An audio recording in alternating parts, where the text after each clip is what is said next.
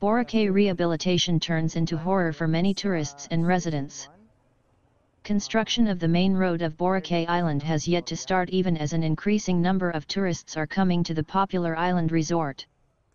The road from the area near the Elizalde property leading to Barangay Apak at the northern end of the island is still difficult to use due to excavations for the widening of the road and upgrading of drainage and sewage pipes.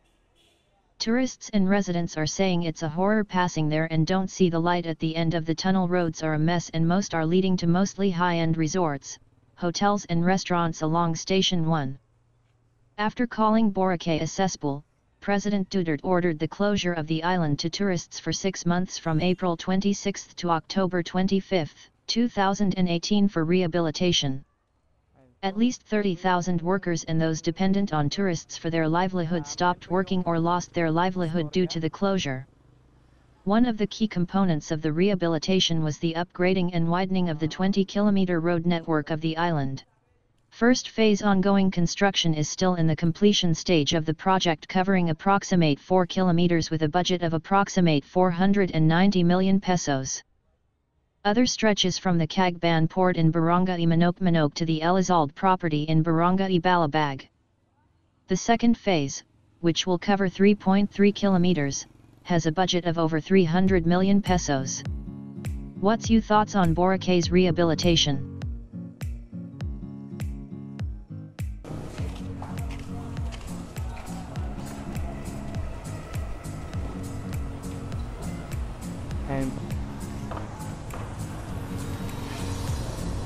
Kung napapansin nyo po, yung mga nasa gilid is nilagyan na nila ng blocks hanggang dun sa bandang dulo.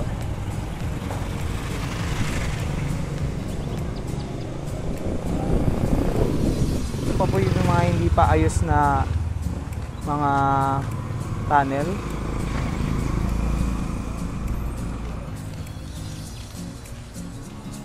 Saka may kable ng kuryente.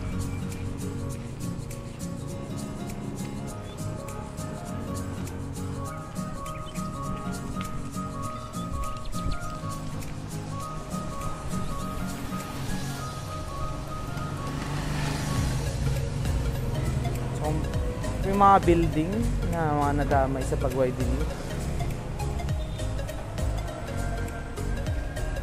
Ayan po.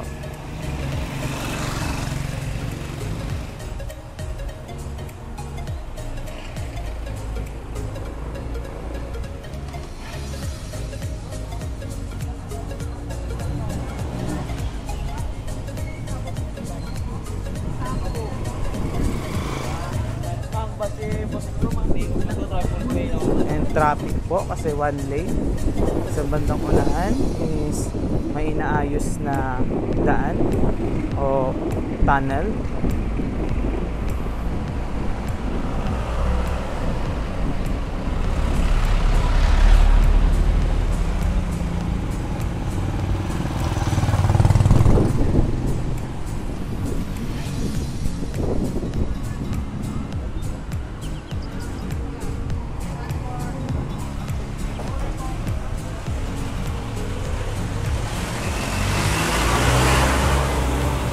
Diretso lang po tayo.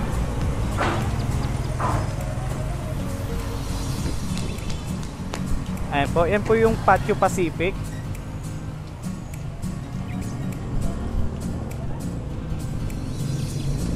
Yan po yung dating front office nila.